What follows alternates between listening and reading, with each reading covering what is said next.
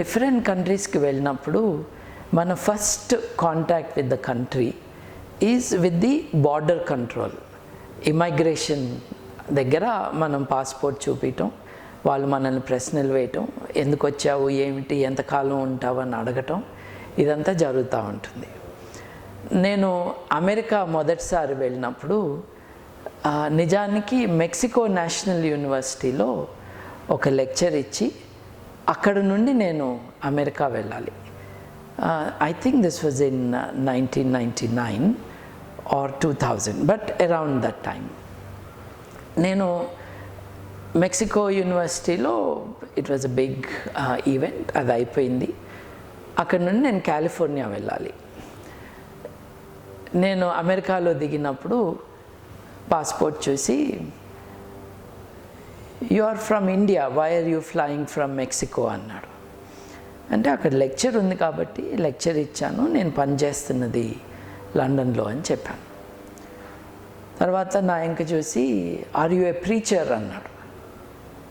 అంటే నేనేమో నాస్తికుడిని, ఆయనేమో నువ్వు మత ప్రచారకుడువా అని అడుగుతున్నాడు. ఏంటి అట్లా అంటున్నావు, నేనేం తప్పు చేశానని అట్లా అంటున్నావు అని నేను జోక్ వేశాను. Because you sound like one అన్నాడు ఆయన. అంటే it was a joke, he was being friendly to me. ఇదే అమెరికాకి నేను చాలాసార్లు వెళ్ళాను యునైటెడ్ నేషన్స్లో మీటింగ్స్ అటెండ్ కావటానికి. బట్ ఈ వెళ్ళిన ఒకసారి ప్రతిసారి మనం ఆ దేశంలో ఉండిపోవటానికే వస్తున్నామా లేదా అని చెక్ చేసుకుంటారు వాళ్ళు. సో నా వర్క్ గురించి, నా ఇంటెన్షన్ గురించి ప్రశ్నలు వేశాక, డూ యూ హ్యావ్ 2 minutes అన్నాడు ఆయన. అంటే ఎస్ అన్నాను. అంటే I want to talk to you privately అన్నాడు. షూర్ అన్నాను నేను. అన్నప్పుడు ఈ ఇమైగ్రేషన్ కంట్రోల్ దగ్గర పక్కన యానెక్స్ రూమ్స్ ఉంటాయి. ముఖ్యంగా వాళ్ళకి ఎవరిపైన నా అనుమానం వస్తే వాళ్ళని అక్కడ కూర్చోబెట్టి వాళ్ళని ప్రశ్నలు వేస్తారు. More probing questions to know more about you. So నాకు అనిపించింది అనమాట, వీళ్ళు నన్ను వెనక్కి పంపించేయటానికి ఇంటర్వ్యూ రూమ్లోకి తీసుకెళ్తున్నారు అని. అక్కడ వెళ్ళి కూర్చున్నాం. What is this humanism man అన్నాడు ఆయన. అంటే are you asking as an officer or is this a private question అన్నాను నేను. No purely private, I want to know what this is all about, I'm really interested in this అన్నాడు. I was very surprised and thrilled. ఒక 5 నిమిషాలు మాట్లాడుకున్నాం మేము. నేను ముఖ్యంగా center for inquiry meeting కోసం లాస్ ఏంజలీస్ వెళ్తున్నాను. ఆ తర్వాత బఫెలో, న్యూయార్క్లో అమెరికన్ హ్యూమనిస్ట్ అసోసియేషన్ ఆఫీషియల్స్ని కలవటానికి, నా మిత్రులు వాళ్ళని కలవటానికి వెళ్తున్నాను. So Carl Sagan was president of American humanist association. Wow అన్నాడు ఆయన. ఎందుకంటే కార్ల్ సేగన్ గురించి తెలియని వాళ్ళు ఎవరు ఉండరు. అంతటి గొప్ప వ్యక్తి ఈ అసోసియేషన్కి ప్రెసిడెంటా అని ఆయన ఆశ్చర్యం. అట్లాగే నేను ఒక 10 మంది పెద్దవాళ్ళ పేర్లు చెప్పటం, అతన్ని ఇంప్రెస్ అవ్వటం. ఎండ్ ఆఫ్ దట్ ఇంటర్వ్యూ ఒక 5 to 10 minutes మాట్లాడుకున్నాం మేము. But as I said, as a private personal conversation. Immigration విషయం అసలు ఏమీ ఎత్తలేదు. అప్పుడు అతను, how can I become a member of this association అని అడిగాడు. ఈ పర్సనల్ కాంటాక్ట్, ఒక పోలీస్ రోల్లో వాళ్ళు ఉంటూ ఈ పర్సనల్ కాంటాక్ట్ ఎస్టాబ్లిష్ చేయటం అన్నది I found it very impressive. అది మన దేశంలో కూడా జరిగింది. నేను లండన్ వెళ్ళిన మొదటి రోజుల్లో నాకు సరిగ్గా వంట ఇప్పటికీ రాదు. అప్పుడు నేను ఒంటరిగా ఉండటం, ఒక్కడనే వంట చేసుకోవటం, లేదు రెస్టారెంట్స్లో తినటము. ఈ కారణంగా I really did show in my body that I was not eating well. ఒక 5-6 కిలోలు తగ్గుంటానేమో. నేను కొత్తగా యూకేకి షిఫ్ట్ అయిన తర్వాత 1 సంవత్సరం తర్వాత నేను ఇండియాకి తిరిగి వస్తున్నాను నా హాలిడేకి. బాంబే ఇమైగ్రేషన్ అథారిటీస్కి నా పాస్పోర్ట్ ఇచ్చాను.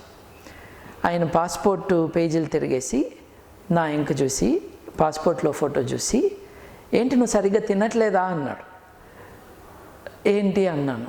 ఫోటోలో చూడు బాగున్నావు, ఇప్పుడు అంత బరువు లేనట్టుగా ఉన్నావు నువ్వు, బయట దేశం వెళ్తే తిండి ఆపేస్తే ఎట్లా, ఈట్ వెల్ అని స్టాంప్ కొట్టి పంపించా. అంటే ఎవరో కుటుంబంలో ఒక అంకుల్ కానీ లేకపోతే ఒక ఫ్యామిలీ ఫ్రెండ్ కానీ చెప్పినట్టుగా అడ్వైజ్ ఇచ్చి పంపించడం జరిగింది. బట్ ప్రతి చోట the experience is not that simple అండి. ఇన్ సమ్ కేసెస్ దెబ్బలాటలు కూడా అవుతాయి. నాకు ఫ్రాన్స్ అంటే, ఎందుకంటే ఆ భాష నేను నేర్చుకున్నాను, ఆ భాష నేను నేర్పిస్తాను, ఫ్రెంచ్ కాంటెక్స్లో నేను చాలా వర్క్ చేసి ఉన్నాను కాబట్టి ఫ్రెంచ్ నేషనల్ అసెంబ్లీలో ఒక మీటింగ్ ఆర్గనైజ్ చేశాము. It is a private meeting in those premises. French university of సార్బోన్లో ఒక కాన్ఫరెన్స్కి I was a president. So నాకు ఫ్రాన్స్ అంటే ఒక అమితమైన ఇష్టం. మన దేశం తర్వాత ప్రాబబ్లీ నాకు ఫ్రాన్స్ అంటేనే ఇష్టం. సో ఎయిర్ ఫ్రాన్స్లోనే ఫ్లై చేయాలి అని జర్మనీకి వెళ్తున్న వాడిని ఎయిర్ ఫ్రాన్స్ ఫ్లైట్లో వెళ్ళాను. సో స్టాప్ ఓవర్ అన్నది ఫ్రాన్స్లో జరుగుతుంది, అక్కడ ఫ్లైట్ మారాలి. ఫ్లైట్ మారాల్సి వచ్చినప్పుడు బార్డర్ కంట్రోల్ దగ్గర నువ్వు ఇప్పుడు ఇంగ్లాండ్ ఫ్లైట్ ఎక్కడానికి వీల్లేదు అన్నారు. అదేంటి, నేను ఉండేది అక్కడ కదా, ఎట్లా వీలు కాదు అని అంటే, నీకు అక్కడ వర్క్ పర్మిట్ ఇంకా 3 నెలలే ఉంది అని అన్న. అవును 3 నెలలు ఉంది కదా, మరి వెళ్ళనీయకుండా ఎందుకు ఆపుతావు నువ్వు అన్న. ఎందుకు అని అంటే 6 నెలలు లేనిది నువ్వు ఆ దేశానికి వెళ్ళడానికి వీల్లేదు అన్న. అదెలా సాధ్యం, నా ఉద్యోగం అక్కడ, నేను పనిచేస్తుంది అక్కడ, how can I not go back to that country అంటే వెళ్ళటానికి వీల్లేదు అని.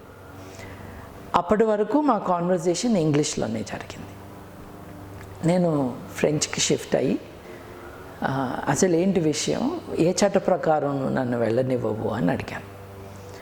ఎందుకంటే ఇంగ్లాండ్ కానీ ఫ్రాన్స్ కానీ యూరప్లో ఉన్న దేశాలు కానీ ఒక షెంగెన్ అగ్రిమెంట్ కొన్ని సంతకాలు పెట్టాయి, కొన్ని పెట్టలేదు. ఇంగ్లాండ్ పెట్టలేదు. ఈ సంతకాలు పెట్టుకొని షెంగెన్ అగ్రిమెంట్లో ఉన్న దేశాలు ఒక రకంగా బిహేవ్ చేయాలి బార్డర్ దగ్గర, ఇది లేని దేశాలు ఇంకో రకంగా చేయాలి. సో షెంగెన్ అగ్రిమెంట్లో ఏ క్లాజ్ ప్రకారం నువ్వు నన్ను ఆపుతున్నావు ఇక్కడ అన్న ప్రశ్న నేను వేయాల్సి వచ్చింది అతన్ని. నీకు ఫ్రెంచ్ వచ్చా అన్నాడు. వచ్చు, జర్మన్ కూడా వచ్చు, కానీ సంబంధం లేని ప్రశ్న అది. ఈ వీసా గురించి నువ్వు మాట్లాడు, నేను ఎందుకు వెళ్ళలేను ఆ దేశానికి చెప్పు అన్నాడు. నా దేశం ఇండియా, మరి ఎక్కిచ్చే ఇండియా ఫ్లైటు నీ డబ్బులతో అన్నాను. అంటే అంత కోపం తెప్పించాడు అతను తన బిహేవియర్తో. అవునా, అలాగా, నేను నా బాస్ని కనుక్కుంటా, నాకు రూల్ ఏంటో అని అన్న. నీ బాస్తో నేను మాట్లాడతాను, నువ్వు కాదు కనుక్కోవాల్సింది అన్న. లేదు లేదు, ఒక్క నిమిషం ఆగు అని అతను లోపలికి వెళ్ళి ఏం చేశాడో తెలీదు, స్టాంప్ వేయించుకుని తీసుకొచ్చి, oh you are free to go అన్నాడు. I always knew I was free to go అని నేను చెప్పాను.